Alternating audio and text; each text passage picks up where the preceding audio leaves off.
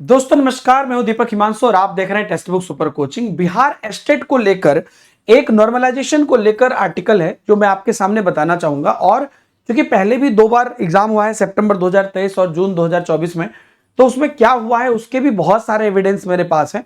तो पहले आप आर्टिकल सुनिए, क्या कैसे लोग पास करके भी फेल कर जाते हैं, क्या रहता है, कितनी एक्सपेक्टेशंस रहती है, तो क्या हमें ध्यान रखना है। तो पहले देखिए यहाँ पर मतलब अच्छा आर्टिकल लगा मुझे, इसलिए मैं आप लोगों के साथ शेयर कर रहा हूं ताकि जो अभ्यर्थी सीरियस एग्जाम के प्रति उनका अपना एक एस्टिमेशन बना ले। हालांकि जो लोग रेगुलर क्लास कर रहे हैं हमारे से, तो आपको कोई दिक्कत ही नहीं है।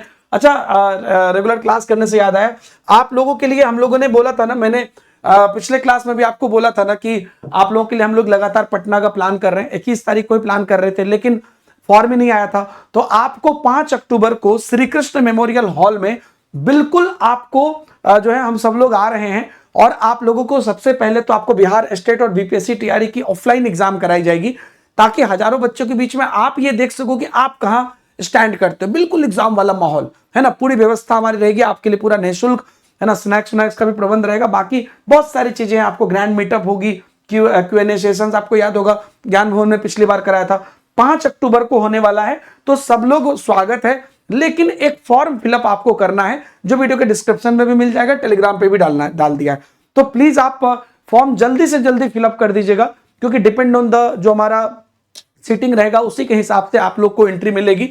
तो फॉर्म पहले जो फिलअप कर दीजिएगा, ये सबसे ज्यादा मैंडेटरी है। ठीक है, सभी अभ्यर्थी जो लोग पटना या पटना के आसपास से हैं। और अब आते, क्योंकि ये ना एग्जाम से पहले आपको एक फील आ जाए चीजों का, ये लगातार मैं कोशिश कर भी रहा था, आपको पता है। तो देखिए, नॉर्मलाइजेशन के आधार पर माध्यमिक शिक्षक पात्रता परीक्षा एस्टेट का रिजल्ट निकाला जाएगा। रॉ स्कोर पर अभ्यर्थियों का रिजल्ट नहीं बनेगा।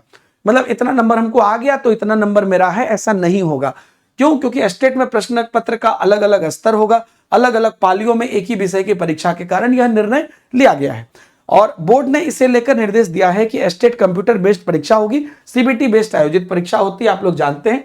सो प्रतियोगी परीक्षाएं जिनमें अभ्यर्थियों की संख्या अधिक होती है, इसका आयोजन एक से अधिक पाली और तिथि में होता है।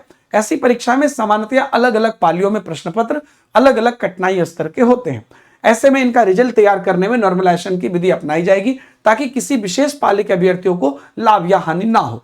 इस प्रक्रिया के बाद अभ्यर्थी का जो भी नॉर्मलाइज स्कोर होगा, वही अभ्यर्थी का प्राप्तांक होगा। अभ्यर्थी की उत्तीर्णता और अनुत्तीर्णता का निर्धारण इसी से होगा। अगर ऐसे में अगर कोई अभ्यर्थी 150 में से 76 लाता है, आपको पता है कि 75 में जनरल का पास है और फीमेल का 60 में पास है, बाकी इसी के बीच होते हैं। तो अगर मान लीजिए कोई 76 लाता है, लेकिन नॉर्मलाइजेशन के बाद आपका 74.9 भी हो गया, तो भी आप फेल हो गए।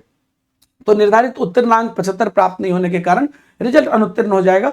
यही नहीं, विभाग ने निर्देश दिया है कि स्टेट 2023 और 2024 में लगातार हुई है। ऐसे में माध्यमिक शिक्षा पात्रता परीक्षा 2025 में ट्रेंड अभ्यर्थियों को उम्र में छूट नहीं मिलेगी। यह छूट किसी भी कोटि के ट्रेंड अभ्यर्थियों को नहीं मिलेगी। दिव्यांग और सैनिक अभ्यर्थियों को पहले की तरह छूट मिलेगी। तो ओवरऑल जो है वही एक आपको बताया गया एक एग्जाम्पल, कि अगर मान लीजिए कि 150 में से आप 76 लाए, तो भी आप फेल हो सकते हैं। कंप्यूटर वाले के लिए बीएड जरूरी नहीं है, ये बात आप जानते हैं।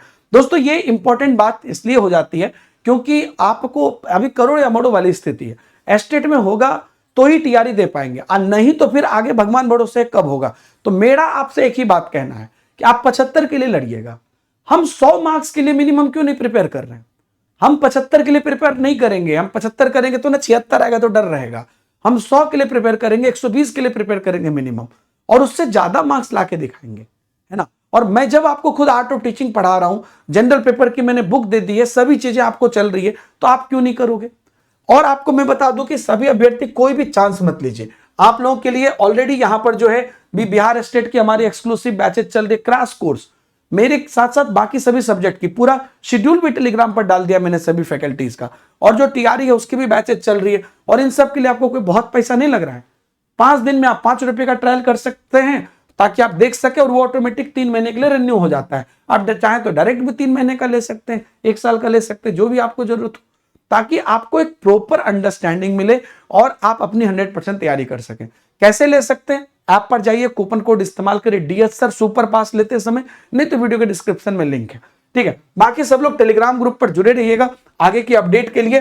और जो ये वाला इवेंट है 5 अक्टूबर को, कौन कौन ज्वाइन कर रहे हैं कमेंट में बता दीजिएगा, और फ्री रजिस्ट्रेशन फॉर्म जो है उसे फिलअप कर दीजिएगा। बस आपका नाम पता इत्यादि जो पता नहीं, मतलब नाम, मोबाइल नंबर इत्यादि जो भी है वो फिलअप करके इमीडिएटली कर दीजिएगा, ताकि उस हिसाब से हम लोग यहाँ पे अरेंजमेंट कर सकें। और बहुत मेरा ये ड्रीम था, पहली बार आप लोगों से हम लोग मिले थे ज्ञान भवन में, तो इस बार आपसे जो है श्री कृष्ण मेमोरियल हॉल गांधी मैदान पटना में हम लोग मिल रहे हैं। ठीक है, 5 अक्टूबर को, टाइम भी याद रखिएगा, फॉर्म फिलअप कर दीजिएगा, दशहरा के बाद हम लोग मिलेंगे। Thank you very much, bye bye, Jai Hind and happy Navratra once again आपको यहाँ भी।